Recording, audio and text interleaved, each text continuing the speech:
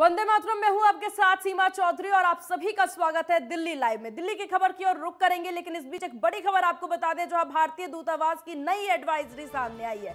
रूस से मिली जानकारी के बाद यह एडवाइजरी हाल में खार्किव छोड़े भारतीय। रात 9 बजे तक खार्किव छोड़ने के लिए कहा गया। खार्किव में लगातार जारी है रूस की भीषण बमबारी। रूस ने भारत को दिया है 6 घंटे का समय।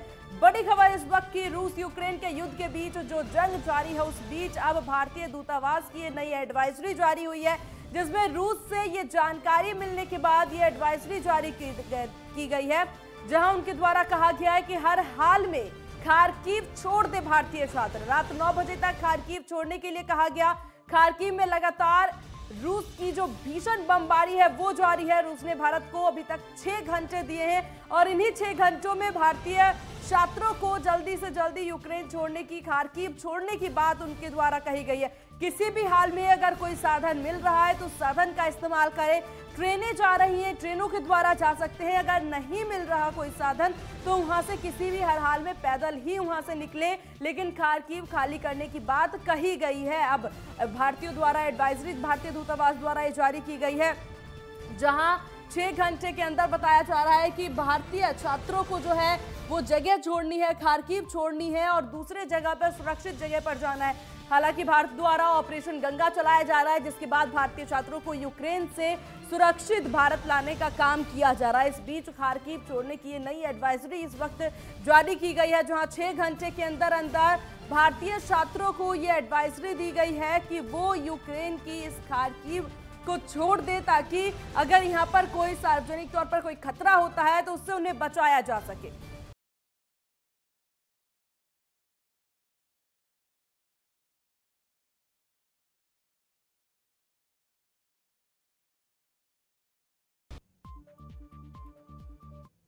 और चलिए रुक करते हैं दिल्ली लाइव में दिल्ली की खबरों की ओर, जहां दिल्ली में विदेश मंत्रालय के प्रवक्ता अरिदम बागची ने कहा कि यूक्रेन छोड़ने वाले भारतीयों की संख्या में तेजी से वृद्धि हुई है। अनुमान है कि अभी तक लगभग 17,000 भारतीय नागरिक यूक्रेन की सीमाओं को छोड़ चुके हैं।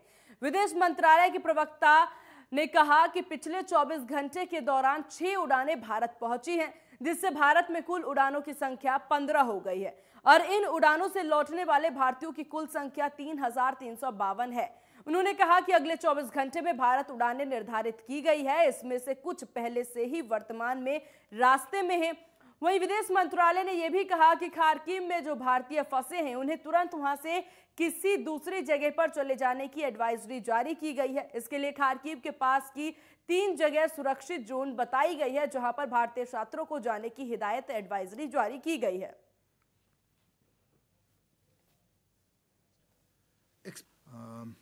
Flights under Operation Ganga have also increased sharply.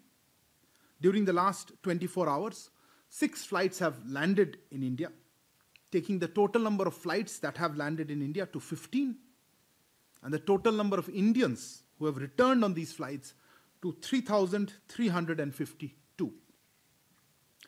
I'm also happy to share that as many as 15 flights, remember 6 flights last 24 hours, but 15 flights are scheduled over the next 24 hours. Some of these are already actually en route. 15 flights. So 15 flights over the next 24 hours, some of which, as I said, are already en route. Indian Air Force aircraft have now joined Op Ganga with the first C-17 flight from Bucharest, expected to return to Delhi or land in Delhi from Bucharest later tonight. वहीं दिल्ली के CM Kejriwal ने tweet कर कहा कि Ukraine में बिगड़े हालातों के बीच भारतीय छात्रों समेत अन्य भारतीय भी मुश्किल परिस्थितियों का सामना कर रहे हैं। भारत सरकार से आग्रह है कि यूक्रेन में फंसे सभी भारतीयों को हर संभव मदद देते हुए जल्द से जल्द भारत लाए। दिल्ली सरकार हर तरह के सहयोग के लिए केंद्र सरकार के साथ खड़ी है।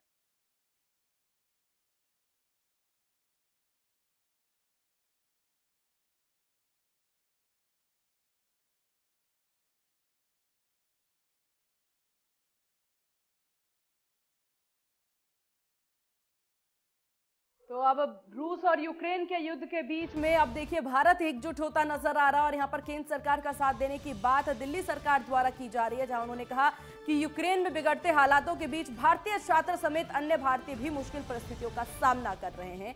भारत सरकार से आग्रह है कि यूक्रेन में फंसे सभी भारतीयों को हर संभव मदद देते हुए जल्द से जल्द भारत लाया जाए। दिल्ली सरकार हर तरह के सहयोग के लिए केंद्र सरकार के साथ खड़ी है और इसी के साथ भारतीय छात्रों को जल्द से जल्द अब अपने देश लाने की बात की जा रही है।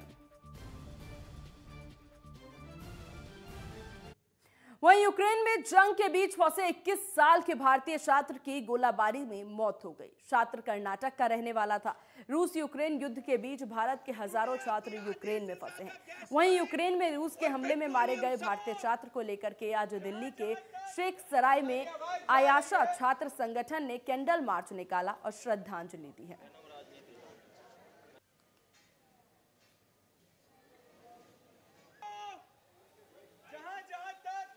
हाँ, आयशा ने आज 4 जगहों पर पीस मार्चेज और इस बात को कहते हुए अपने प्रोटेस्ट दर्ज किए हैं। वो जेएनयू है जहाँ पर एक पीस मार्च हुई, विजयनगर में हुई नॉर्थ कैंपस में, सत्य निकेतन में हुई साउथ कैंपस में, और एक यहाँ शेख सराय अथॉरिटी पर हुई जो कालका जी कैंपस में पड़ता है। हम लोग यही बात कह रहे हैं कि जो युद्ध है जो रूस ने छेड़ा है और उसके पीछे एक यूएस नेटो का लंबा इतिहास है, चाहे वो 2014 का अग्रीमेंट हो, चाहे उसके बाद नई सरकार हुई यूक्रेन की, तमाम चीज़ें हों। यूएस और नेटो लगातार ईस्ट यूरोप में एक्सपैंड करने की कोशिश कर रहा है, रूस उसके खिलाफ सीधा जंग छेड़ दिया। हम लोग कह रहे हैं कि ये जो जंग है ये 2 साम्राज्यवादी ताकतों के बीच में है और उसमें लोग हैं जो पिस रहे हैं, जनता है जो पिस रही है। हमारा मकसद था कि रशिया और यूक्रेन के वॉर में जैसे एक छात्र की मृत्यु हुई है, उस छात्र को बचाने के लिए भारतीय सरकार को उसकी मदद करनी चाहिए थी। वो छात्र भी हमारी उम्र के था, हमारा जितना ही था। उसके माँ बाप आज किसी घर में बैठ के रो रहे होंगे और खुद को भारतीय बोलते हुए उसे इतनी सी मदद मिलनी चाहिए थी कि कोई आके उसकी मदद कर दे। पीएम मोदी ने आज पोस्ट बजट प्रौद्योगिकी आधारित विकास पर वेबिनार को संबोधित किया। इस दौरान पीएम ने कहा कि आज भारत के पास दुनिया का तीसरा सबसे बड़ा और तेजी से आगे बढ़ता स्टार्टअप इकोसिस्टम है। देखिए खास रिपोर्ट।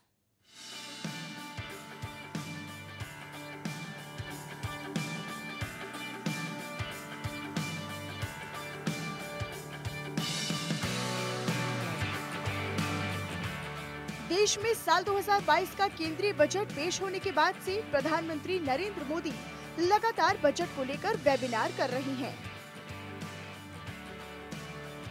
आपको बताते चले कि पीएम मोदी ने लगातार 7वें वेबिनार में प्रौद्योगिकी आधारित विकास पर वेबिनार को संबोधित किया। अपने संबोधन में प्रधानमंत्री नरेंद्र मोदी ने ये कहा कि बजट में युवाओं के स्किलिंग, रीस्किलिंग और अपस्किलिंग के लिए पोर्टल का प्रावधान किया गया है। पीएम मोदी ने अपने संबोधन में आगे ये भी कहा कि इस बार हमारे बजट में सनराइज सेक्टर पर खास तौर पर जोर दिया गया है।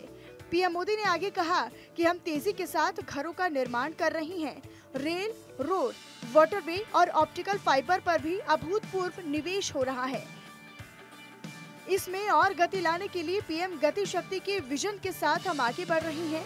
इस विजन को तकनीक से कैसे मदद मिल सकती है, इस पर हमें काम करना होगा।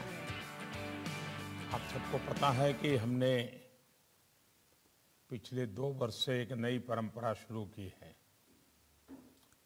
एक तो बजट को हमने 1 महीना पहले प्रीपोन किया है और 1 अप्रैल से बजट लागू होता, तो इन बिटवीन हमें 2 महीने तैयारी के लिए मिल जाते हैं। और हम प्रयास ये कर रहे हैं कि बजट के प्रकाश में सारे स्टेक होल्डर्स मिलकर के,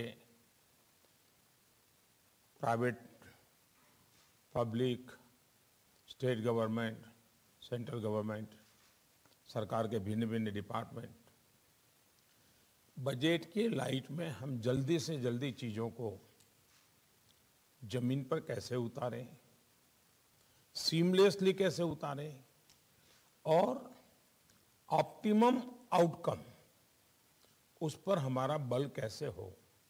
इसमें जितने आप लोगों के सुझाव मिलेंगे उससे शायद सरकार को अपनी निर्णय प्रक्रिया को भी सरल करने में सुविधा होगी, इम्प्लीमेंटेशन का रोड मैप भी अच्छा बनेगा और फुल स्टॉप कॉमा के कारण कभी कभी एक आध चीज 6-6 महीने तक फाइलों में लटकती रहती है। उन सारी चीज़ों से बचने के लिए हम आप लोगों के साथ मिलकर के काम करना चाहते हैं। आपने देखा होगा इस बार बजट में साइंस एंड टेक्नोलॉजी से जुड़े जो निर्णय हुए हैं, ये सारे निर्णय वाकई बहुत महत्वपूर्ण है। बजट की घोषणाओं का इम्प्लीमेंटेशन भी उतनी ही तेजी से हो, ये वेबिनार इस दिशा में एक कोलैबोरेटिव एफर्ट है। फ्रेंड्स, हमारी सरकार के लिए साइंस एंड टेक्नोलॉजी ये सिर्फ एक आइसोलेटेड सेक्टर नहीं है।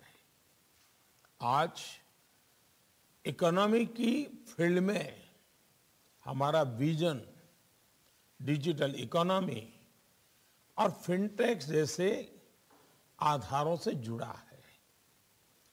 इंफ्रास्ट्रक्चर के फील्ड में हमारा डेवलपमेंट विजन एडवांस टेक्नोलॉजी पर बेस्ड है।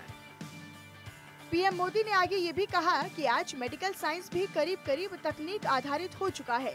ज्यादा से ज्यादा मेडिकल उपकरणों का निर्माण भारत में हो और भारत की जरूरत को ध्यान में रखकर हो, इस पर भी हमें ध्यान देना होगा। पीएम मोदी ने कहा कि आज इकोनॉमी के क्षेत्र में हमारा विजन डिजिटल इकोनॉमी और फिटनेस जैसे आधारों से जुड़ा हुआ है। हमारे लिए तकनीक देश को आत्मनिर्भर बनाने का प्रमुख आधार है।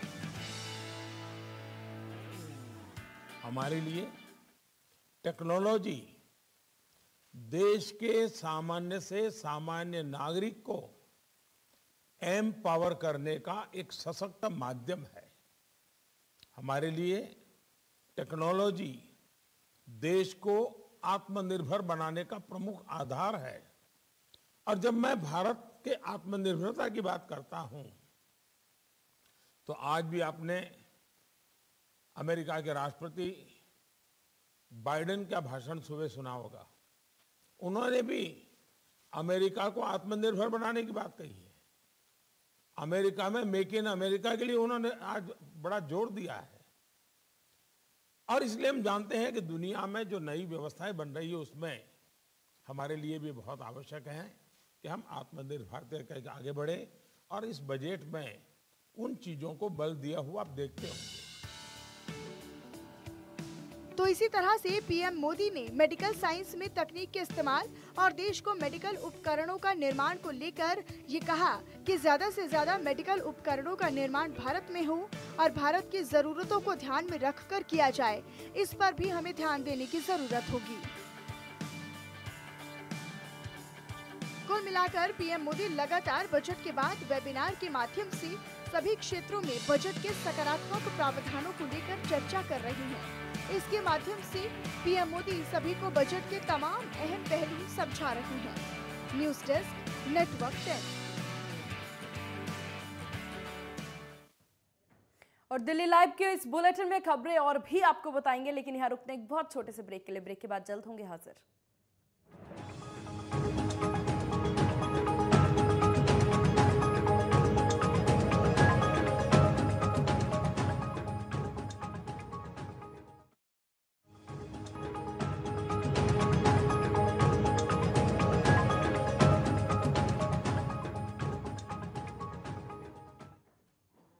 ब्रेक के बाद एक बार फिर स्वागत है आप सभी का। चलिए रुक करते हैं दिल्ली की खबरों की ओर, जहां निगम के चुनाव जैसे जैसे नजदीक आते जा रहे हैं, वैसे वैसे ही राजनीतिक पारा भी बढ़ता जा रहा है। आरोप प्रत्यारोप का दौर भी जारी है।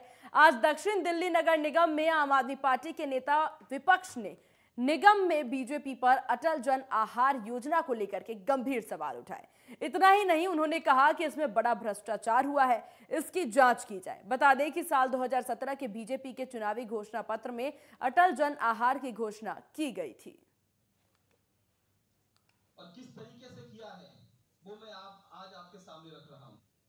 ऐसे श्री अटल बिहारी वाजपेयी जी और प्रधानमंत्री और मोदी जी ने जिनकी अंतिम सांस पे जब अंतिम शव यात्रा निकली, उसको भी राजनीतिकरण करने का काम किया। ऐसे सम्मान के योग्य व्यक्ति का जिस तरीके से उनके नाम पे जन रसोई बनाना और उसमें योजना को सिर्फ नाम के लिए चालू करके उसको बंद कर देना, उसका हस्ताक्षेप कर देना, ये बिल्कुल ऐसा है कि सिर्फ राजनीति के लिए भारतीय जनता पार्टी बड़े बड़े नामों को, बड़े बड़े सामाजिक लोगों का इस्तेमाल करती है और फिर उस योजना को बंद कर देती है। इसी तरीके से आज हम पूर्वी दिल्ली के अंदर देख रहे हैं कि गौतम गंभीर जी जन रसोई गा रहे हैं। जैसे साउथ में 4 हैं, ईस्ट में भी है, नॉर्थ में भी है, तो 4 से 40 करेंगे। इसी तरीके से सबने इसका जिक्र किया, तीनों कॉर्पोरेशन ने। पहले 4 थे, अब ये 40 करेंगे। और इसका उद्घाटन बड़े बड़े लोगों ने किया, कि अलग अलग जगह सांसदों ने किया। कुछ फोटो में लाया हूं। ये मीनाक्षी लेखी जी हैं, इनके पीछे सिखा रहे हैं, उस समय नेता सदन थी ये, और ये भी वहां पे खाना खा रही हैं। ये ग्रीन पार्क की फोटो है और ये मीडिया की रिपोर्ट है, इंडियन एक्सप्रेस की रिपोर्ट है कि हाँ यहाँ वहां पर था। ये फोटो है कुछ वहां की। दिल्ली नगर निगम चुनाव की भले ही घोषणा नहीं हुई है, लेकिन राजनीतिक दल आगामी चुनाव में अपनी जीत के लिए जुट गए हैं। मयूर विहार फेज 2 वार्ड में आम आदमी पार्टी के नेता हेमलता की तरफ से पदयात्रा निकाली गई।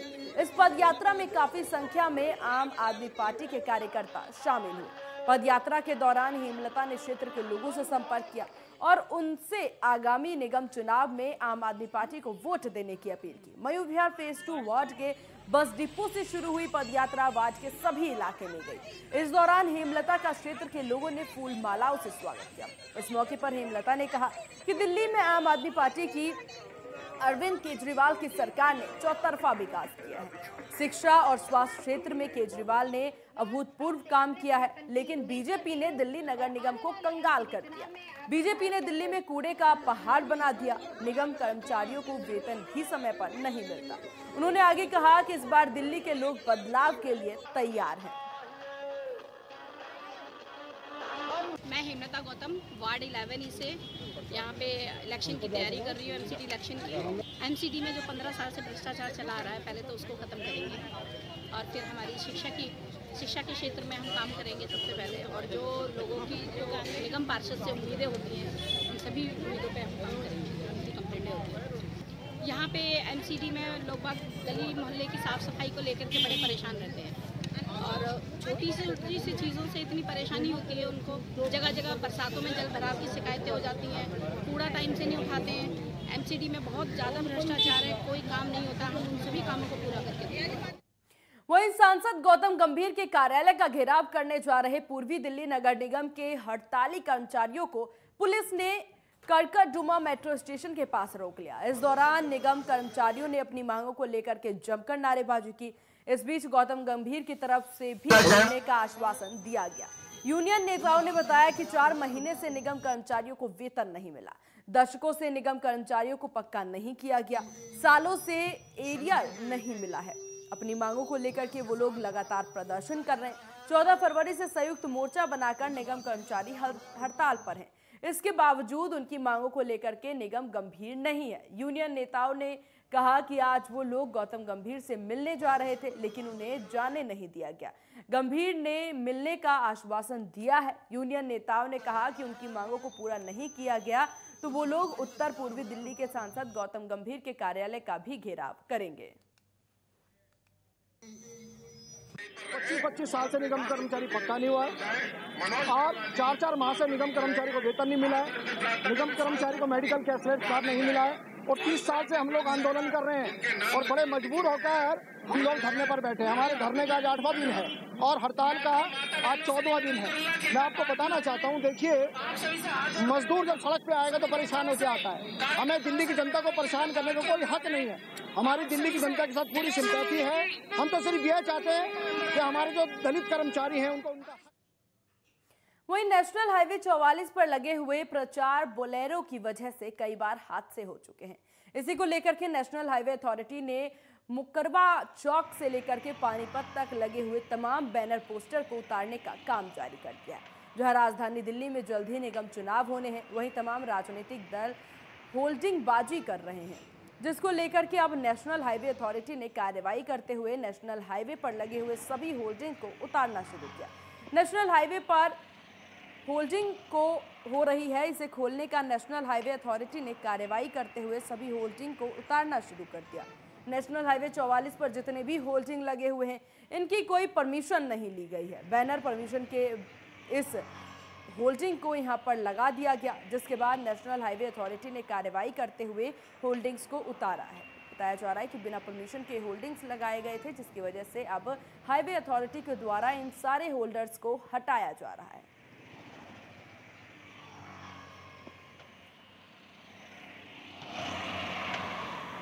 इस वक्त मैं मौजूद हूँ नेशनल हाईवे 44 पर और आप देख सकते हैं ये नरेला विधानसभा एंड नेशनल हाईवे का जो एक दल है वो यहाँ पर आया है और जो सड़कों पर जो होल्डिंग लगे हुए हैं उनको लगातार उतारा जा रहा है, क्योंकि मुकरमा चौक से लेकर और सिंगू बॉर्डर तक इसी तरह की जो व्यवस्थाएं हैं वो की गई थी और यहाँ पर लगातार जो है होल्डिंगबाजी वो की जा रही थी।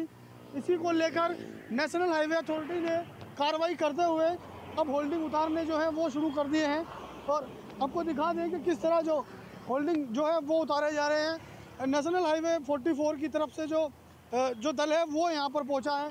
आप देख सकते हैं जो होल्डिंग्स हैं उनको उतारा जा रहा है, क्योंकि चुनाव को लेकर तमाम राजनीतिक दल जो हैं वो लगातार अपने अपने होल्डिंग जो है नेशनल हाईवे पर लगा रहे हैं।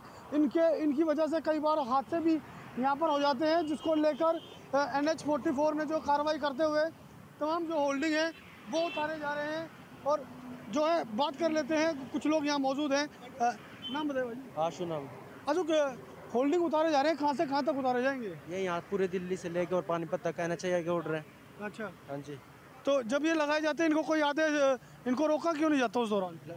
रोका जाता है, रोका क्यों नहीं जाता, लेकिन ये जब हमारी बेरोजगारी में लगा देते हैं, जब हम नहीं होते यहाँ पे। कानूनी कार्रवाई भी की जाएगी कोई इनके खिलाफ? नहीं, कानूनी कार्रवाई कोई नहीं है। ये ऑर्डर है, अब NH से ऑर्डर मिले हैं, इनके खिलाफ उतारे जा रहे सारे।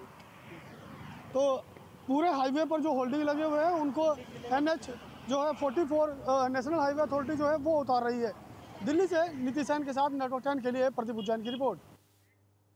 वहीं दूसरी तरफ साउथ वेस्ट दिल्ली के सरोजनी नगर थाने की पुलिस टीम ने मार्केट में स्नैचिंग की वारदात को अंजाम देने वाले शातिर चोरों को गिरफ्तार किया।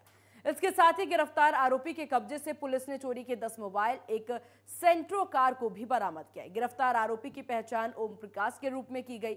आरोपी मूल रूप से हरियाणा के फरीदाबाद का रहने वाला बताया जा रहा है। फिलहाल पुलिस ने आरोपी को जेल भेज दिया है और आगे की जांच शुरू कर दी है।